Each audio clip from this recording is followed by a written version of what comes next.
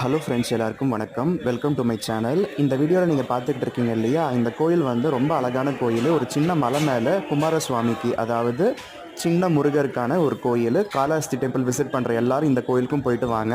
நான் இந்த கோயிலுக்கு போயிட்டு வந்தப்போ நான் ஒரு வீடியோ எடுத்து நான் போட்டிருக்கேன். அந்த வீடியோ முழுக்க கூட பாருங்கள். இதுக்கு ரிலேட்டட் கண்டென்ட்டில் வந்து நான் கொடுத்துருக்கேன்.